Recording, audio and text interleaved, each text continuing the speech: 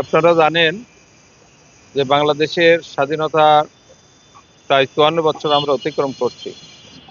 আমরা দেখেছি ইতিপূর্বে এই পানি উন্নয়ন বোর্ডের মাধ্যমে কোটি কোটি টাকা বরাদ্দ হয়েছে নদী ভাঙন রক্ষার জন্য, কিন্তু বাস্তবে সেই কাজের প্রতিফলন আমরা দেখি নাই। এবং আমরা একটি শব্দ শুনে মানুষের কাছে এই বিভাগটাকে বলা হয় জলহস্তি বিভাগ।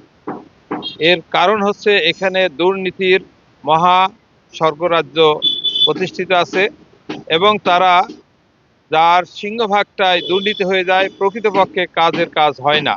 যে কারণে আমার এই এলাকার মানুষেরা, বিশেষ করে মিরপুরের বলবাড়িয়া, তালবাড়িয়া, ভেড়ামারার, বাহাদুরপুর, মোকাররমপুর এবং বাইচর, দুনিয়াদহ, এই কয়টা ইউনিয়নে প্রতি বছরেই নদী ভাঙনে তাদের আবাদি জমি, ফসলি জমি, ঘর বাড়ি নদীগর্ভে বিলীন হয়ে যাচ্ছে।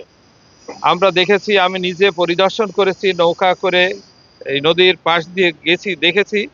আমাদের যে পরিকল্পনা, বাংলাদেশ জামাত ইসলামীর পক্ষ থেকে আমি নির্বাচন করছি, আমরা আশাবাদী আগামী জাতীয় নির্বাচনে বাংলাদেশ জামাত ইসলামী দেশ পরিচালনার দায়িত্ব পাবে ইনশাআল্লাহ।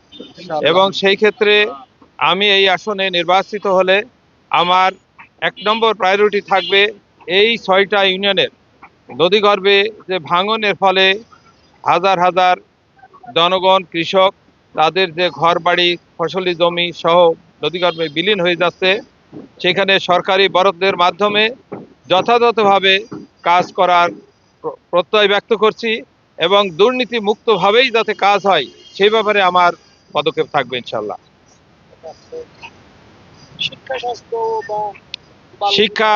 শিক্ষার ব্যাপারে আপনারা জানেন, বিগত প্রায় ১৭ বছর শিক্ষা ব্যবস্থাকে বিগত সরকার একেবারেই ধ্বংস করে গেছে। শিক্ষা ব্যবস্থার আমূল পরিবর্তন হবে ইনশাআল্লাহ। শিক্ষার ক্ষেত্রে আমাদের নৈতিক এবং বৈষয়িক উভয় শিক্ষায় শিক্ষিত করে সকল বেকার সমস্যার সমাধান করা হবে ইনশাআল্লাহ। স্বাস্থ্যের ব্যাপারে আমরা দেখেছি, আপনারাও দেখেছেন, সরকারের দায়িত্ব হচ্ছে প্রত্যেকটি নাগরিকের জন্য মৌলিক যে অধিকার, খাদ্য, বস্ত্র, শিক্ষা, চিকিৎসা, নিরাপত্তা, এই সবগুলির দায়িত্ব হচ্ছে সরকারের। আমরা বিগত ৫৪ বছরে এই ধরনের সরকার আমরা পাই নাই। আমরা আগেই এ ব্যাপারে আমরা প্রতিশ্রুতিবদ্ধ। আমার এই দেশের ১৮ কোটি মানুষ সবাই সম্মানিত নাগরিক এবং তাদের শিক্ষা, স্বাস্থ্য সহ মৌলিক যে অধিকার, আমরা এটা নিশ্চিত করবো ইনশাআল্লাহ। এর কারণ হচ্ছে আমরা দুর্নীতি আগে মূলোচ্ছেদ করব। দুর্নীতির মূলোৎপাটনের মাধ্যমেই, আপনারা জানেন, এই দেশের জাতীয় বাজেট ৮ লক্ষ কোটি টাকা, অথচ সেখানে পাচার হয়েছে, দুর্নীতি হয়েছে প্রায় ২৭ লক্ষ কোটি টাকা। এই দুর্নীতি যদি আমরা বন্ধ করতে পারি, এই দেশ আর পরনির্ভরশীল থাকবে না, এই দেশের কোনো বেকার থাকবে না, এই দেশের ছেলেরা আর বিদেশে যাওয়ার প্রয়োজন হবে না।